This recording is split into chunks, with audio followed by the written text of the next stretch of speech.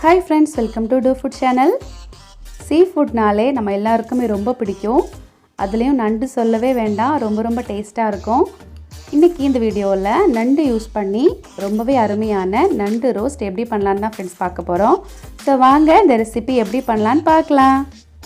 இந்த ரோஸ்ட் பண்றதுக்கு ஃபர்ஸ்ட் ஒரு மசாலா பேஸ்ட் அரைக்கணும். அதுக்கு மிக்ஸர் ஜார்ல 1.5 டீஸ்பூன் மிளகு சேர்த்துக்கோங்க. அது கூட 1 டீஸ்பூன் பெருஞ்சீரகம் சேர்த்துக்கலாம். அதுக்கப்புறம் ஒரு சின்ன துண்டு இஞ்சி 10 பல் பூண்டு இதெல்லாத்தையும் சேர்த்துடலாம். சேர்த்துட்டு தண்ணி எதுவும் ஆட் பண்ணாமல் கொஞ்சம் கோர்ஸ் பேஸ்ட்டாக அரைச்சி எடுத்துக்கோங்க இந்த மாதிரி.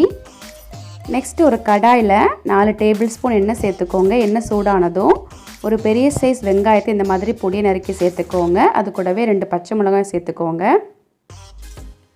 அதுக்கப்புறம் ஒரு கொத்து கருவேப்பிலை இதெல்லாத்தையும் சேர்த்துட்டு நல்லா கலந்து விடுங்க. இந்த மாதிரி நல்லா மிக்ஸ் பண்ணதுக்கப்புறம் 10 சின்ன வெங்காயத்தை இந்த மாதிரி பொடியை நறுக்கி சேர்த்துக்கோங்க. சின்ன வெங்காயத்தோட ஃப்ளேவர் இந்த ரோஸ்ட்டுக்கு ரொம்ப சூப்பராக இருக்கும். ஸோ கண்டிப்பாக சின்ன வெங்காயம் சேர்த்துக்கோங்க. சேர்த்துட்டு நல்லா வதக்கி விடுங்க. இந்த மாதிரி நல்லா வதங்கியிருக்கணும். இப்போ இது கூட நம்ம அரைச்சி எடுத்துக்கிட்ட மசாலா பேஸ்ட் எல்லாத்தையும் இதில் சேர்த்துடலாம்.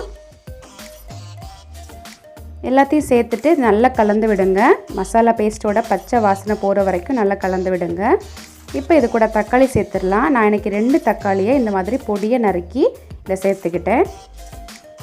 சேர்த்துட்டு நல்லா கலந்து விடுங்க. தக்காளி லைட்டாக மசிகிற வரைக்கும் நல்லா கலந்து விடுங்க. இப்போ இது கூட மசாலா தூள் எல்லாம் ஆட் பண்ணிடலாம். 1/4 டீஸ்பூன் மஞ்சள் தூள், 1 டீஸ்பூன் வத்தல் தூள், 1.5 டீஸ்பூன் மல்லித்தூள் இதெல்லாம் சேர்த்துடலாம். சேர்த்துட்டு நல்லா கலந்து விடுங்க. இப்போ இது கூட 1 டீஸ்பூன் கரம் மசாலா தூள் சேர்த்துடலாம். நல்லா மிக்ஸ் பண்ணிக்கோங்க. இந்த ரோஸ்ட்டுக்கு தேவையான உப்பு இப்போ சேர்த்துடலாம்.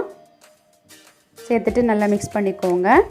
நான் இன்றைக்கி 1/2 kg அளவில் நண்டு எடுத்து நல்லா சுத்தம் பண்ணிவிட்டு இப்போ இதில் சேர்த்துக்க போகிறேன்.